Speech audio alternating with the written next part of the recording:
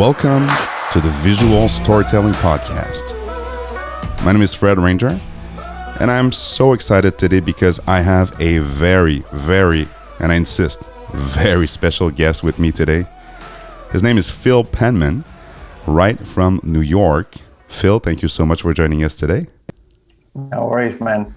We had a bit of a technical issue. Now we're using Zoom and we're all ready to go. But before we jump in, I just want to do a little intro because I will say, Phil, you're probably one of my favorite photographer. I will say of all time and of obviously of the more modern era. No pressure. But you are a UK-born, now New York-based photographer that have documented New York for the past 25 years. That's fascinating already. You've worked with clients like the New York Review book, to The Guardian, also photographed celebrities with living legends like Jennifer Lopez, Bill Gates, to say the least. And you've captured moments such as September 11th, so very important moment in time. You've got a very distinct style. You've love black and white.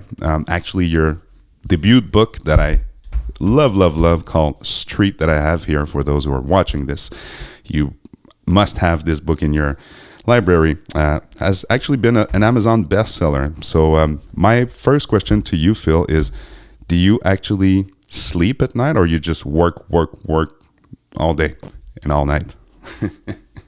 It's pretty much like that. It's every minute of the day you're doing something. I was joking with a friend, like you sit on the toilet and you're answering emails or responding to something. So there's never a moment when you're doing some kind of work, but you kind of have to, You know what? If you want to push your career, you got to do it. Absolutely. Completely agree with you. But speaking of career, so can you walk us through for the three people out there who don't know you, can you walk us through a bit of how, you got started in photography and what actually made you stay in photography? All the millions and millions of dollars. That's good. That's a good reason. Keeps you in it. So originally my dad was a photographer, still is. I wanted to be a sports teacher, and you have your choice of A-levels. So he was always insistent that I had to have a backup. So photography was my backup. I flunked sports studies really, really badly, if you can believe, and passed my A-levels with flying colors of photography. So it was that was my start of my journey. I went straight into the workforce at like 18, 19, working for local newspapers. Got the job opportunity of a lifetime working for a company in Los Angeles in like early 2000, and just jumped on a plane. And next thing you know, I was in the US, which was kind of my long-term goal anyway. I've always been a very goal-orientated person. So set myself this goal of working for the independent newspaper and shooting features. And then at like 22 years old, I achieved my goal already, working in New York, working for the independent, shooting portraits of, like you said, Bill Gates, Christopher Reeve, and all these cool people. And that was the start, and it's just gone on from there.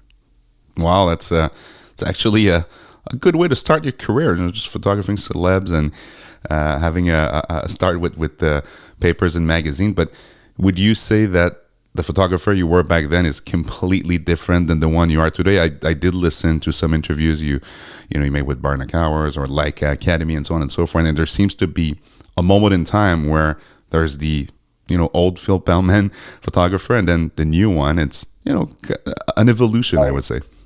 Yeah. These back then they used to be sharp. No, it's you have this crunch point in your career where I found myself thrown into this celebrity world, which I never really wanted to be in. But it was kind of like you had to do it because staying in this country is very, very difficult. If you're from overseas, just trying to get over here is very, very, very, very tough. So I was stuck in this world. And then like 2015, I was just going out every single day, just hating life. My poor wife had to deal with me moaning every single day. And I knew there had to be a transition. Like I needed to go back to photography. my dad used to say to me, he didn't like that I was doing the celebrity stuff either. So there was this transition where I quit the celebrity altogether, took a sales job working for a cycling company called Castelli.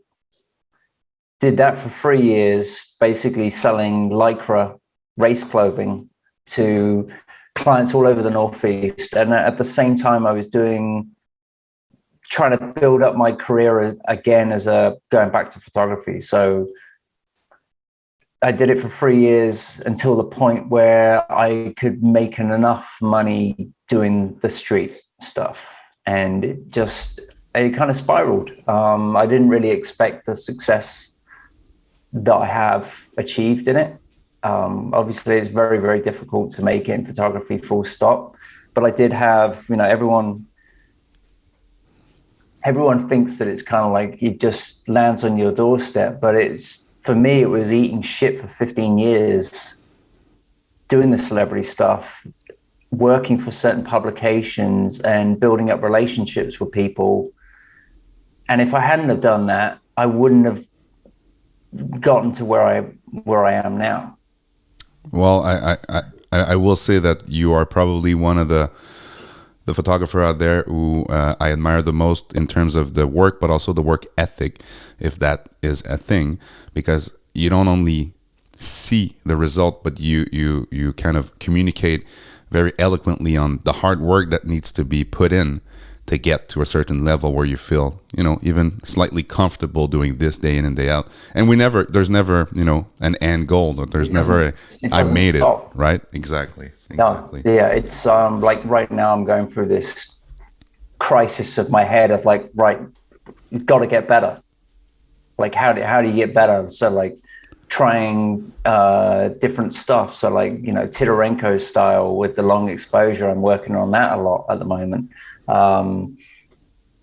It's just like, all right, how, what the typical street is, okay, what people think of street photography, and it's like, you don't want to just get stuck in this envelope, but that's what it is. Like, it can be so much more. Yeah. And how do you create that? Or how do you bring some elements of maybe fine art into your work? It's got to be better. And I want to explore that a bit. I think you're going off a very interesting tangent here. Would you say that storytelling, this is the visual storytelling podcast, so would you say that storytelling is or going to be part of your work more than ever? And how do you actually leverage or use storytelling as a tool, as a creative tool?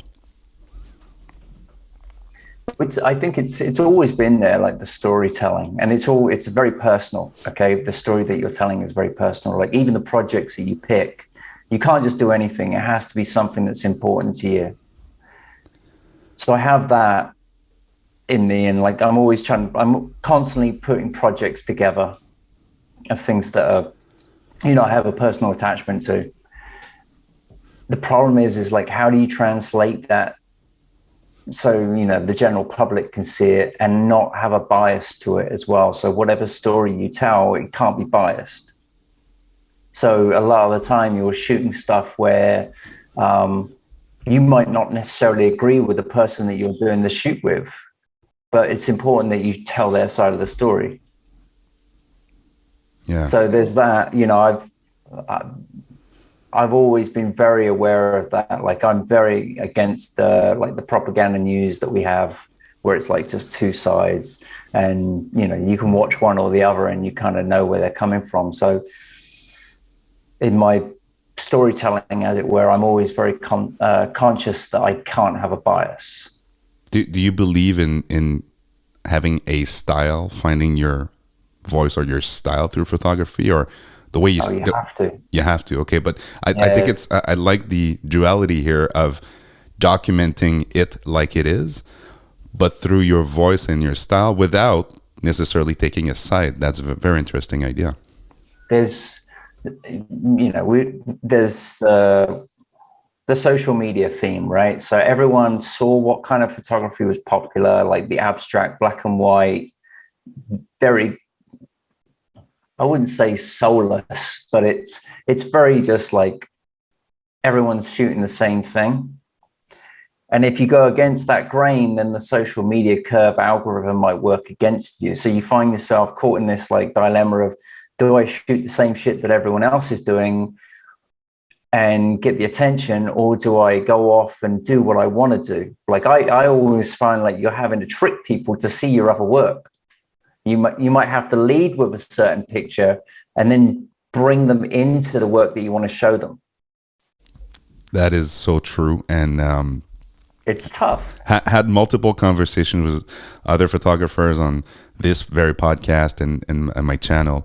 And a lot of us are seeing it as a necessary evil, but a lot of us are also understanding how it works. To your point, I think when you're starting to see or to understand how the algorithm works, there's a way to actually position your stories and the image you capture, your work, in a way that's true to yourself, but that can actually be interesting for the platform. Actually, it's a great point. I love your series about work that's not fit for Instagram, yet it's actually on Instagram. So explain that, Phil Penman.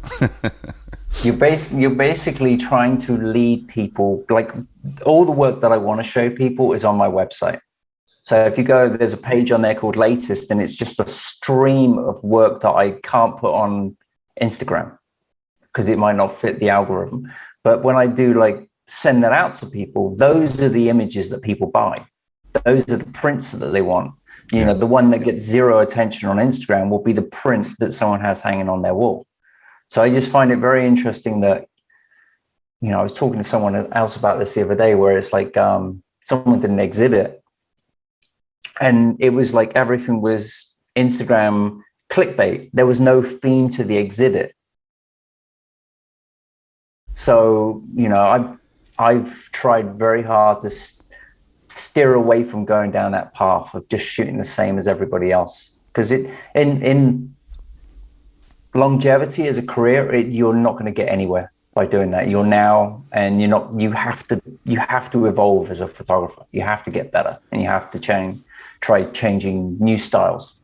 And speaking of styles, I mean, your use of black and white, of course, I mean, this book that I have in front of me, Street, is a testament to it. But your work in black and white is sublime. We have a saying in French called the quintessence of black and white photography. But more than the actual images, it's the soul that you bring, and that's my way of describing it. The soul you bring to the image. How has black and white either changed or made you evolve as a photographer, and why are you embracing it so much? It was escapism, I'd say. The day-to-day work that I was doing was all celebrity. It was all in color. Everything had to pop on the page. So every shot you had to be very colorful and look good on a page. So I always kind of thought of color as work. So when I started going out and I was, I had the two cameras with me, the Canon set up for the celebrity stuff, and I had the Leica set up. It was like black and white was a different mindset. And then once they started introducing like that lovely EVF that you got on top of your camera there, and you could go and actually see the world in black and white while you were shooting, then it was like you've been transported to another place. So that's when I really, really started to get into it. Like I really loved shooting it because, you could go out in a snowstorm and you could feel like you've gone back 60, 70 years, That is, and you're seeing it play out on the camera. Yeah, which is the cool part. Like it's actually live that you're seeing this, and it's very hard not to get caught up in that. And I've always found that when I'm getting very emotional with the pictures and when I'm taking them, that's when I'm getting my best stuff. Are you?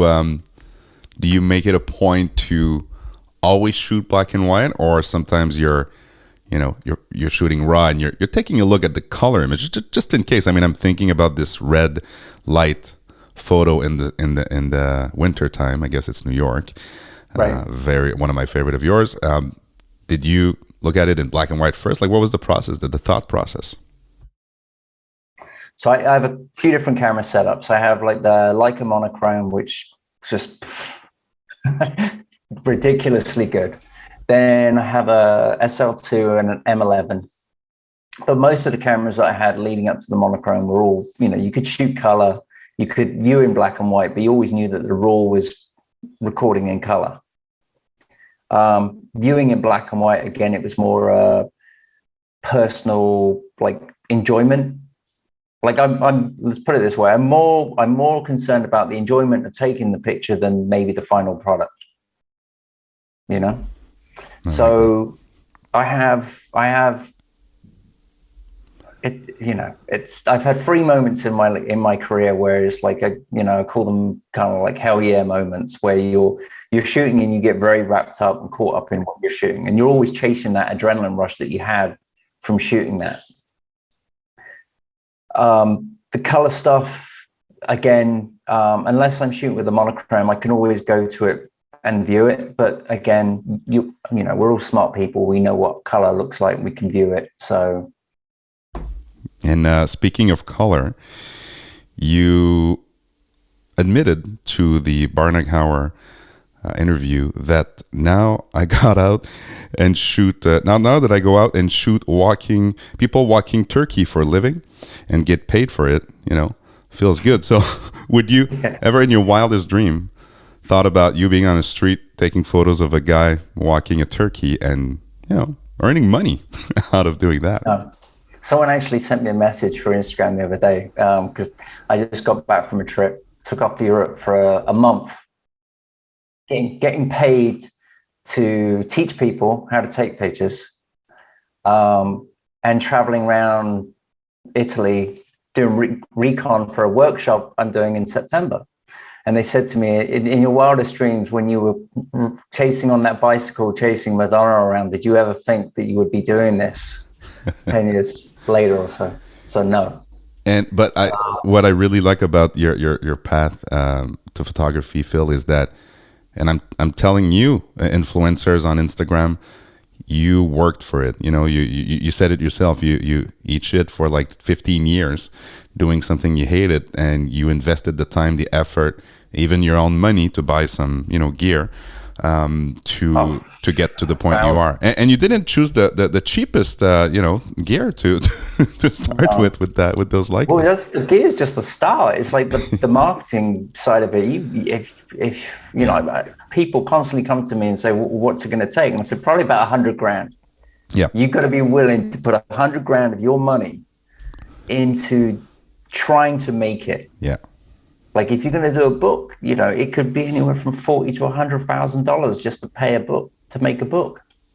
And then that's just the starting point. You've got to have the relationships have to be already set in place, like the papers, the contacts, the editors, all those friends of yours that you can call on when you do have a book. You know, you have to have all of that in place. And that's the 15 years of eating shit working for an editor. It's funny, I used to try to do favors for other photographers. And I remember this was a favorite where this guy wanted a job working as a photo editor. And it was for the Daily Mail. They had a job. And then he calls them up, speaks to them and goes, and what? Oh, this is the Daily Mail. Sorry, I thought it was the Guardian. And completely insulted him. So it went from me trying to do this person a favor to me now owing this paper a favor. But because I did this, it developed a good relationship with that newspaper, which led to when I had my first exhibit, who did a massive piece about my exhibit, that paper. Boom. Yeah. So I had to eat a little shit, but it paid off in the end. But again, it's social media these days gives you the impression that overnight, you know, you can get 100,000 followers and, you know, and off you go. And some photographers are not helping in that direction, because you look at their lifestyle and they're getting invited to this camera brand, desert island trip, and so on. But you have to decide, do you want to be an artist or do you want to be a brand ambassador for, and again, I know you're a brand ambassador. I also had an association with another brand. You have to decide, you know, like you can push in that direction 5%. Or that direction. Exactly. It's 5% of it. If you want to have a career, like a career as a photographer, like I have 27 so far. But if you want your work to be remembered when you're dead, or like as an artist rather than someone who just gets likes, then it can't be about that. I agree. You know, there has to be this, you know, personal integrity as a photographer as well.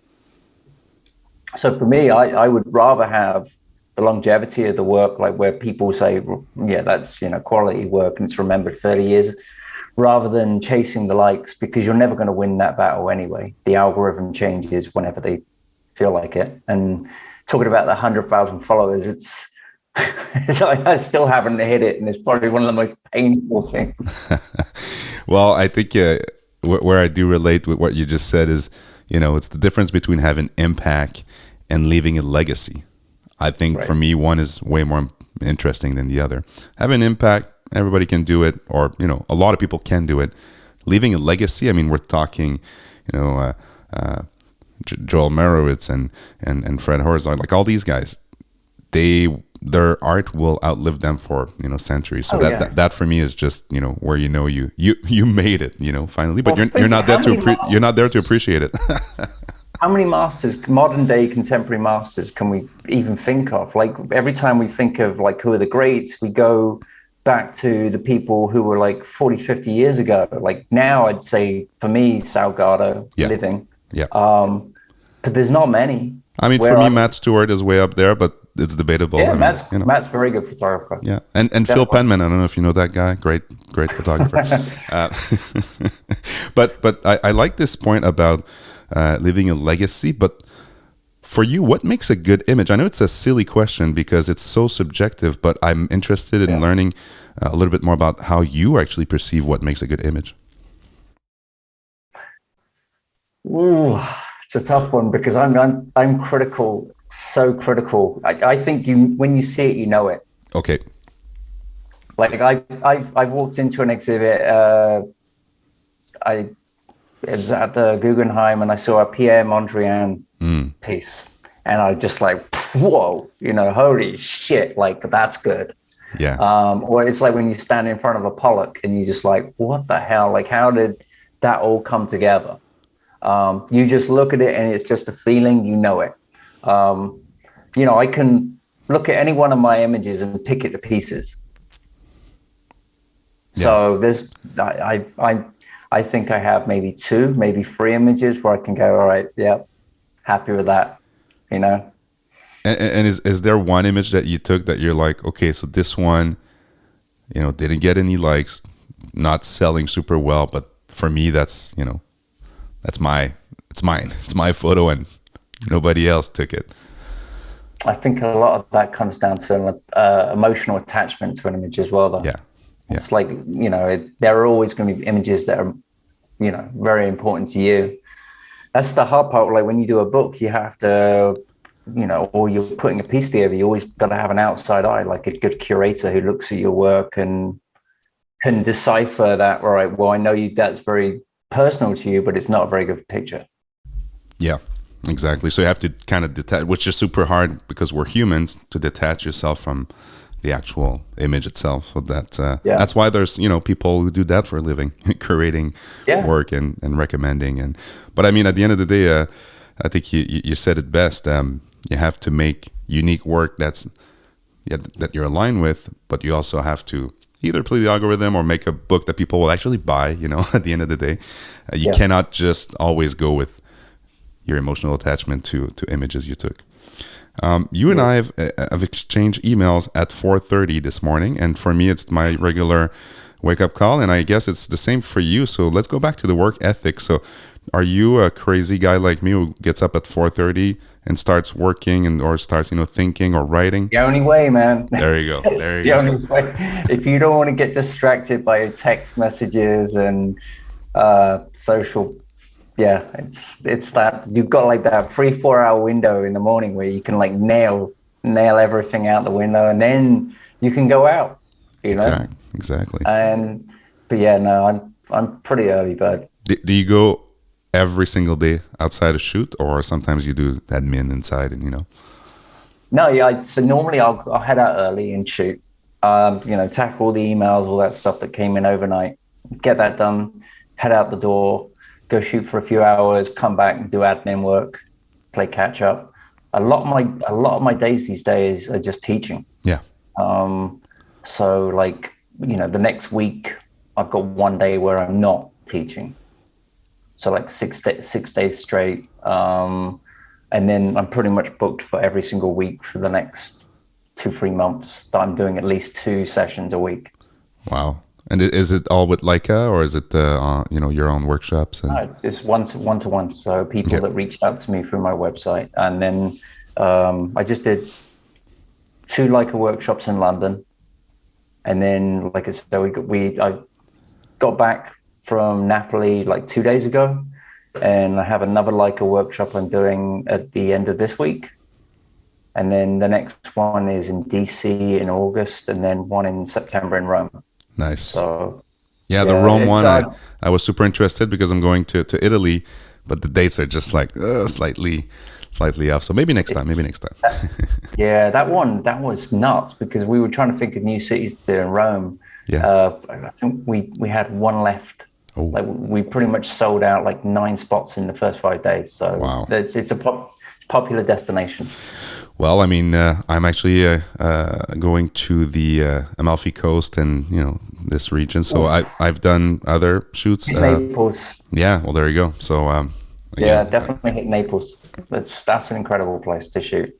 Can't wait. Just watch your bag. Yes.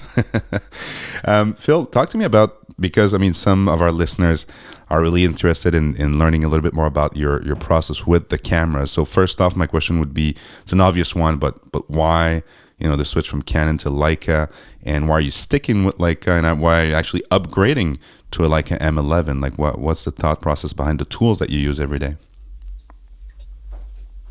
The Canon, although it's very good at what it does, like the autofocus stuff, it's, to me personally, it's the camera, how the camera feels with you and how you work with it is the most important thing. I think every brand makes a nice camera, but it doesn't, to me, I have no personal attachment to it. Like, half these cameras are so light, it feels like a toy. So for me, it's very basic. Aperture, shutter speed, ISO, manual focus. That's it. That's all I care about. And everything else, I don't want it where the camera is. I don't want the camera to think for me, because then every creative decision you make is being overwritten by the camera. It's like the amount of people I go around with where they're shooting auto ISO, and I'm like, why bother? It's just every idea you have has just been overwritten by the camera. Yeah. So, I don't even really use autofocus because, well, one, the cameras don't have them, but if the camera screws up a picture, then I'm pissed. Because it's if I mess up, then it's me. Yeah. I screwed up, and I can't blame anyone else but myself. So yeah, it just feels good. And shooting M lenses on the SL or SL lenses? Yeah. Yeah, M lenses all the way. Favorite focal length, if there is one? The 35 is kind of my go-to, but that 75, I spent about 2 years saving up, got that 75 Noctilux, and that thing is pretty insane. That's f1 or? It's 1.25, but the decision behind it was it's like, right, well, how can I add a new element to my work? Like with street, and using that 75, like obviously if you buy a lens like that, you're shooting it wide open. You don't drop that much money to shoot at f8, right? I wanted to be able to play with focus where I'm like using silhouettes in the foreground, but they're almost like paintings because they're completely blurred and out of focus. So you might focus on something in the background and use like shapes. So it was trying to bring another level of creativity to my street work with that lens. And it was like a high entry price point to get into it, but it definitely added another dimension to my work, I think. And tell me the truth, are you able to focus it on the rangefinder patch? No. Okay, so you're using it's my eyesight's not that good. The depth of field, like if you're doing a portrait, it could be one eye's in and one eye's out. It's ridiculous. So if you can do that on a rangefinder, fair play to you. Maybe Soul Lighter could do it. I don't know. Yeah, no, it's like, well, if it's blurred, it's art anyway. So, yeah, exactly. No, I use the VisiFlex. It zooms in, or on the SL2, it's great as well. Yeah. SL2, might have probably the best viewfinder LCD in the biz. Yeah, for sure. Any tips? Let's stop talking about gear. That was the gear part of the show. We're done. But let's talk about what would you say to you teach a lot to young people, not so young people. What's your main tips that you're giving them? Because everybody wants to shoot like you, I guess, because they're like, oh, love Phil, love his work, love the way he teaches. But what is the main advice you're giving them when they all want to be not Phil to shoot Penman? like me? Exactly. Shoot like you. It's supposed to be your voice. Otherwise, you just become like a second version of me, or a better version of me, right? The best thing that I can see is when your work is better than mine. Okay, or when I can look and I can see the progress of someone. We just had someone retake the London course who I taught once before, and the gain you saw in his work was insane. It's not like I'm saying that I had anything to do with that, but watching how people progress. So I would say you develop your own creative voice. That's the number one thing. I learned very early on with the paparazzi work. You see what everybody else is doing, and you do the complete opposite. If they're all over there, you go and stand over here. Bust your ass. You're going to absolutely have to kill yourself working, doing shitty jobs you don't want to have to do. You can't just walk into this business and just think that you're going to be at the top. It doesn't work like that. It's going to be 10, 15 years before you have a body of work that even has any depth to it. You want to be able to see the progress in your work. So if you're coming into it because you think that you're going to be an overnight success, you're not. You might have Insta fame or something like that, but that doesn't mean you're a good photographer. Completely agree. And I think some of the people that are interested in photography, you have to understand this is not 1967. This is not 1983. This is 2022.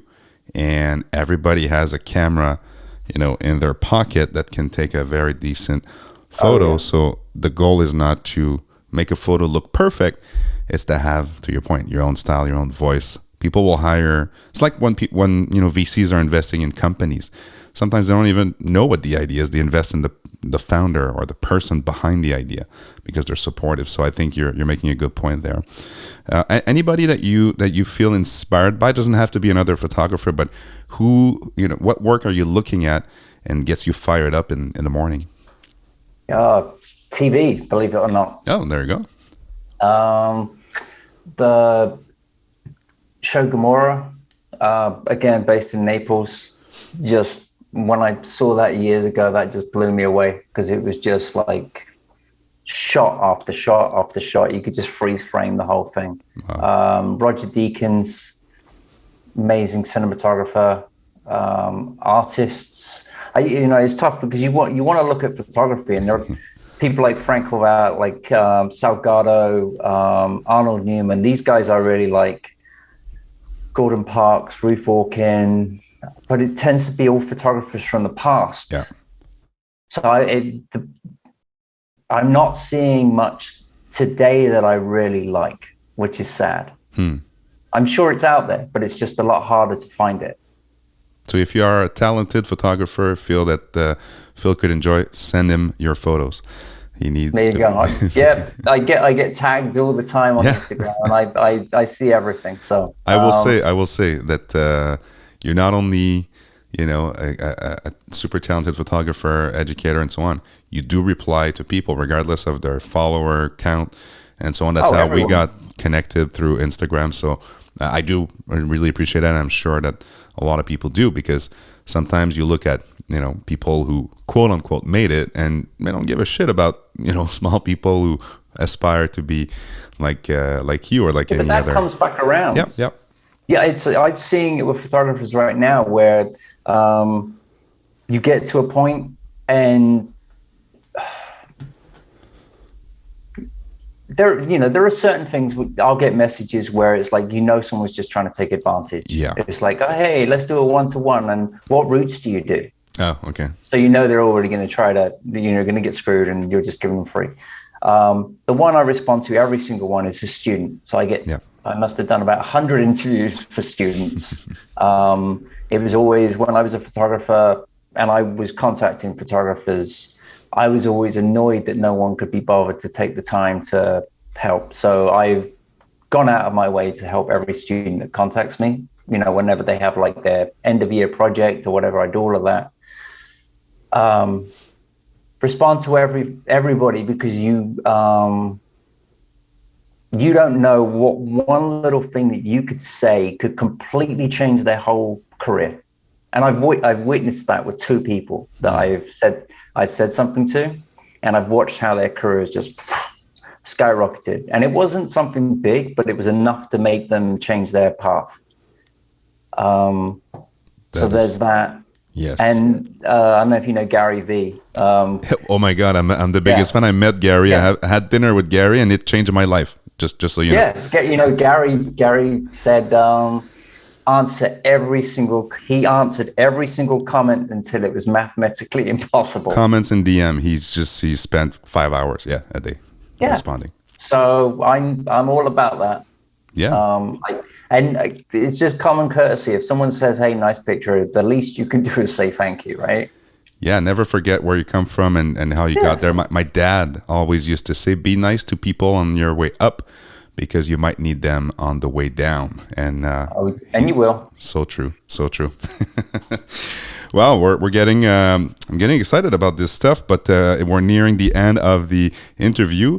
What's next for Phil Penman? I mean, books, projects, you seem to be working all the time, but what's the next cool thing you're working on? Get better. Yeah, okay, that's good. Yeah, constantly.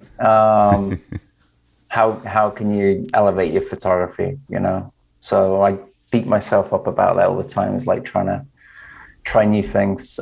Projects, always got projects on the go. I'd love to do another book at some point as well. Please do. But the goal is, like I said, very goal orientated. I set myself a goal of I wanted to have something in either MoMA or the Metropolitan Museum in 10 years, and I got my book in there. So next up is I want to be with a major gallery representative and do a solo show in one of the big museums. So that's the next goal. Well, 10 years. 10 years. Well, I'm sure it won't take 10 years, and I'll be one of the first ones in line to go see that and support. Phil, where do you want people to go see some of your latest work?